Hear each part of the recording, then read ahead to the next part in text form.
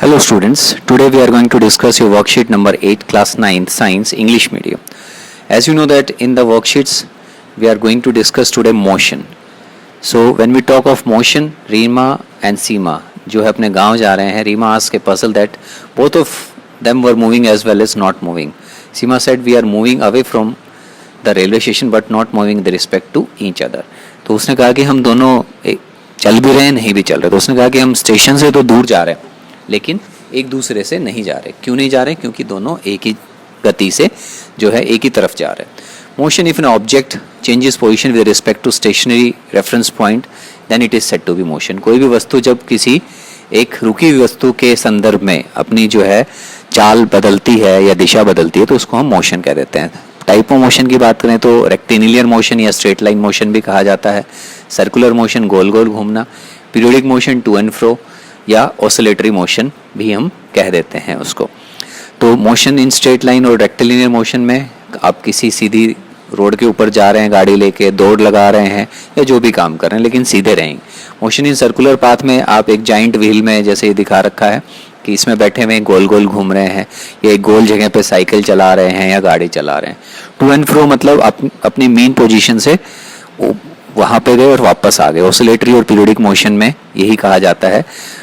Periodic motion when an object repeats its motion continuously on a different path after a definite interval of time. Such motion is called periodic motion. Both circular and oscillatory motion are periodic motion. तो ये दोनों के दोनों जो है periodic motion के ही example हैं, circulatory and oscillatory motion. इसी के बेसिस पे distance क्या होता है?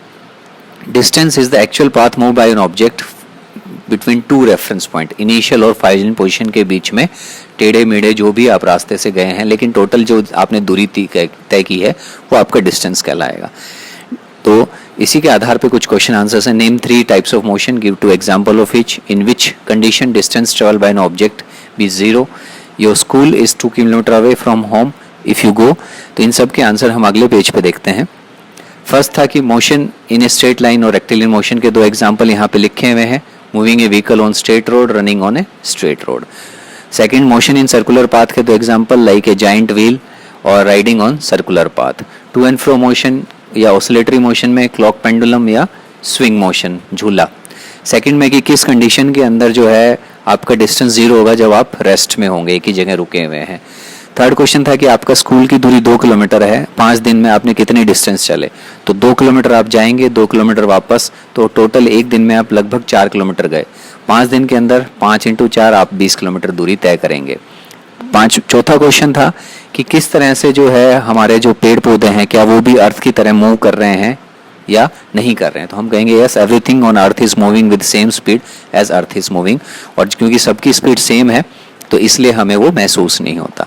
Thanks for watching. To subscribe the channel. Thank you.